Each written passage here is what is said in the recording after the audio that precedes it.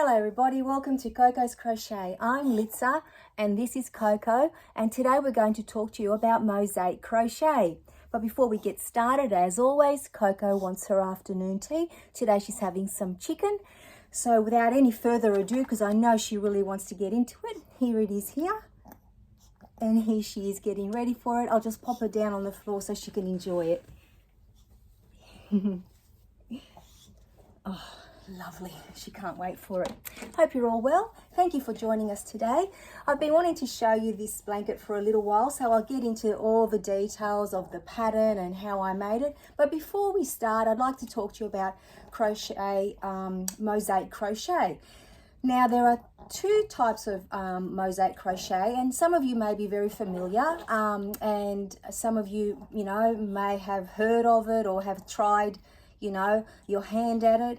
And some of you might just be very overwhelmed by the look of it. I certainly was before I started. So I just thought that it might be a good opportunity to let you know, if you haven't tried it before, how absolutely easy it is to create something so beautiful. And a lot of people might think that, it's impossible to do, but it certainly isn't.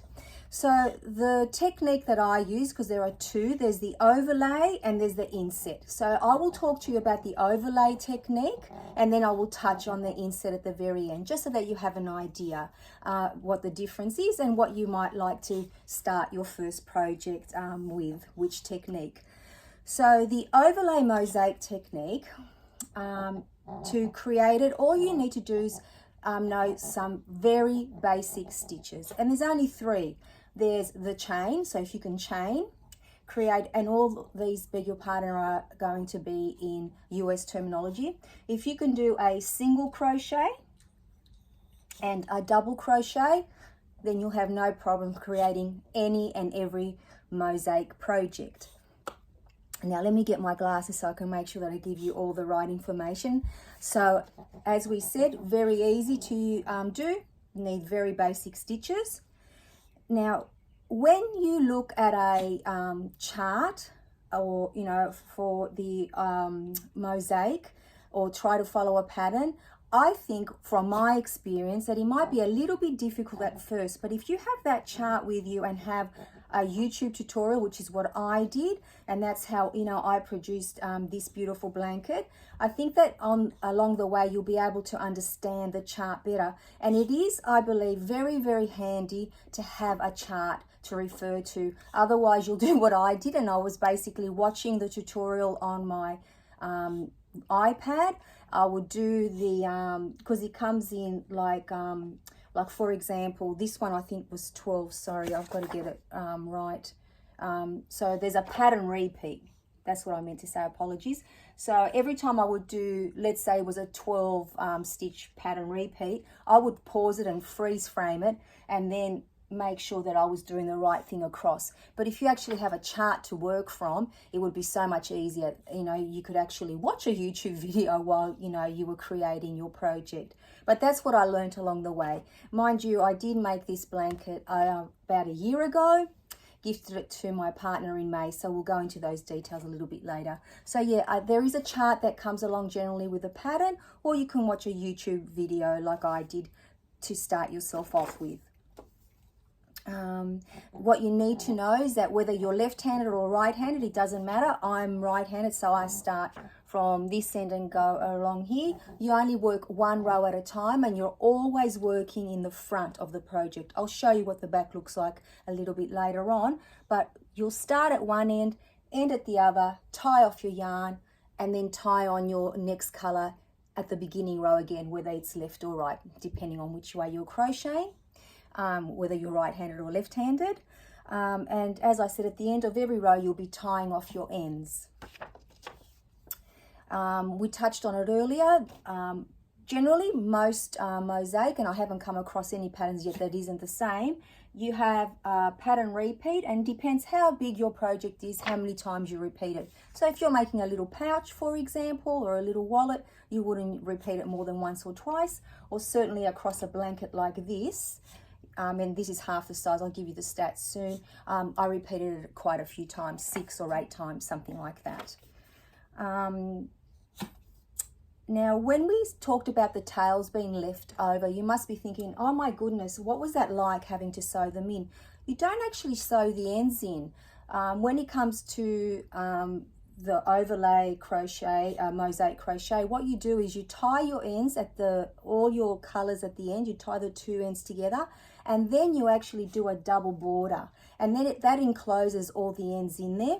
So in there is where all the little ends are. Or if you're creating something like a scarf or a shawl or even a blanket, you can do, you know, like the twisted fringe, which is a very nice look as well. But I opted to do the double border, which I thought was a much neater way to do it. We are always working in either the back loop or the front loop. So when you do generally the single crochet, you're working in the back loop. And then when you're doing your double crochet, you're working in the front loop because you're actually picking up the stitch from the row below. And that's what creates your pattern, unless you're just, you know, doing a whole row of the same stitch, but that's still a pattern, but you know what I'm trying to say. So that's what you're always working in, either a back loop or a front loop. The only time that you work in the whole stitch is at the beginning of your row and at the end of your row, because you're doing a single crochet, which is basically like creating two little straight edges for you. So they're your soldiers in line, as I like to call them, and they're keeping everything in place. And that's the only time with the overlay mosaic crochet technique that you work in both stitches. Sorry, in the whole stitch. And very importantly, we need to know that we need at a minimum 2 contrasting colors. So for example, this blanket, I used the blue and the white, as you can see, but it has 9 panels. So I could have made it using a contrast, like possibly the white, and then in every, or even change the white up, in every panel, I could have used a different color. So imagine now a rainbow blanket or all pastels or like an ombre effect. It doesn't matter how you do it, and even if you do use the 2, it's quite effective as long as they're contrasting, because you want to be able to see the pattern. That's the whole idea of it.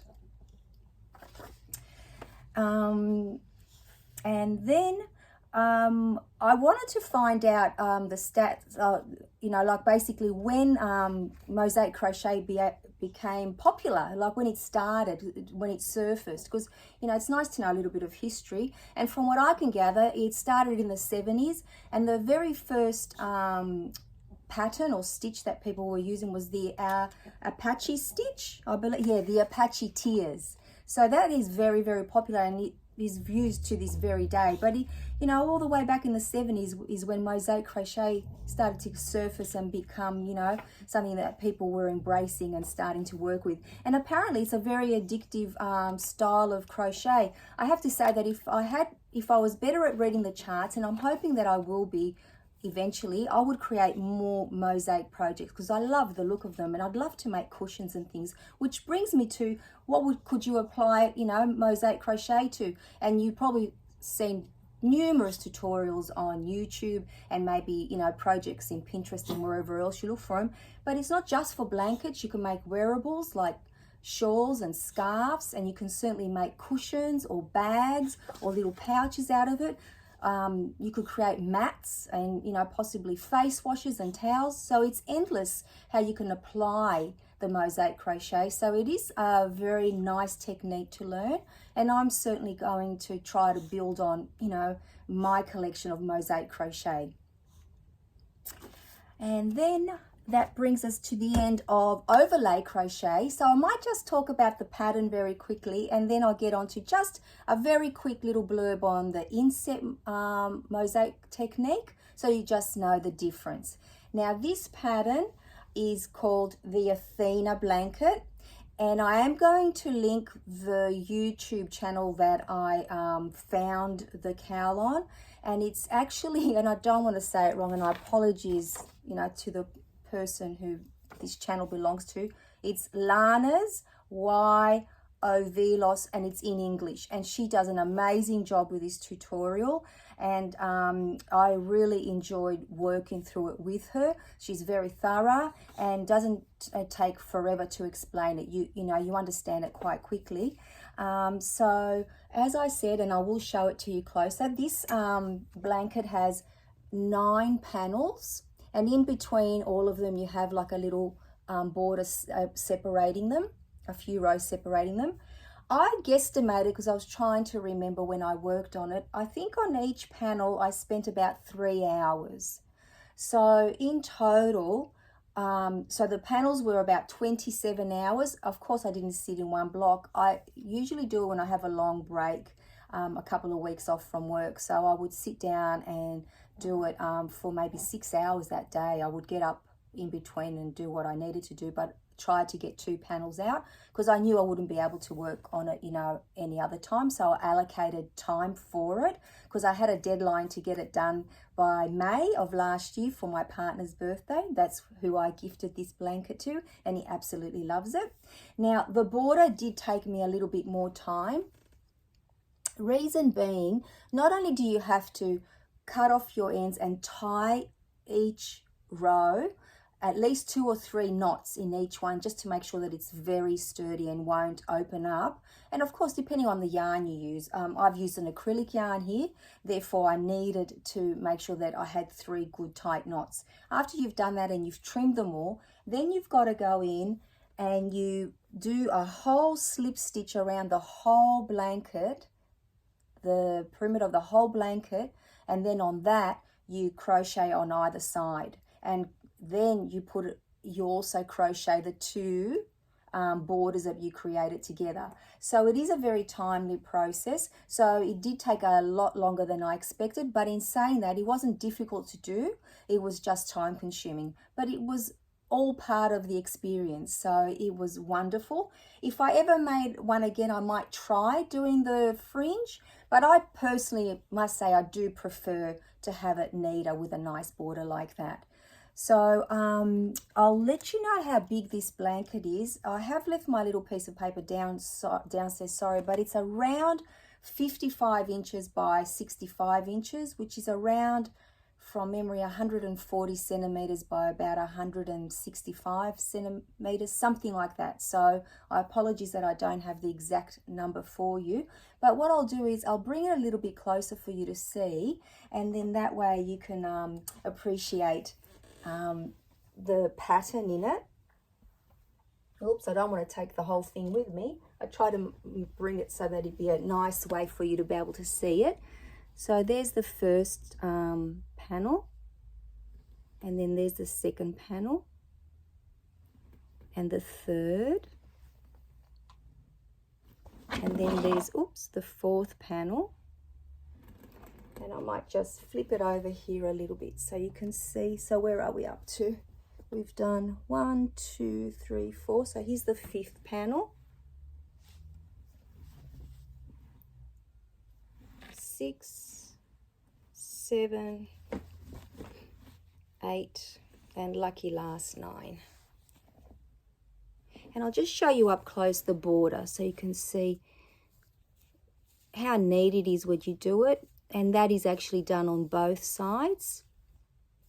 Now, as I said, this is the front of the blanket, and that's what you're working on the whole entire time.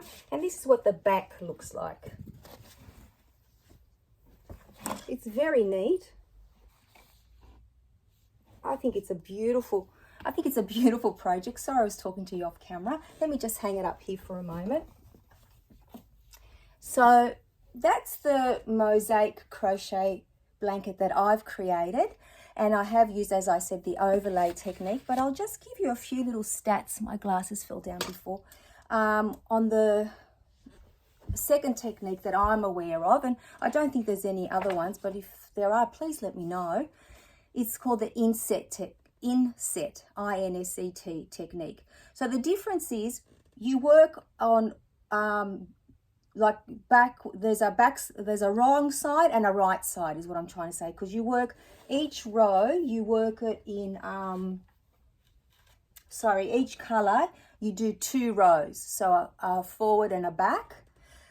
You don't actually drop, like you don't cut your yarn off and you don't have any ends to sew in, because you actually carry the yarn up. So you do 1 row, 2 rows in one color. When you come back here, you pick up the color again, the color that you dropped, the original color. You do the 2 rows and come back and build on it like that. So in actual fact, it is a taller project, because for each row, let's say you're doing 2. So I know it's a little bit tricky maybe to understand, but I hope I'm explaining it all right. So there's a right side and a wrong side. You don't cut off your yarn, you just carry it up on the sides.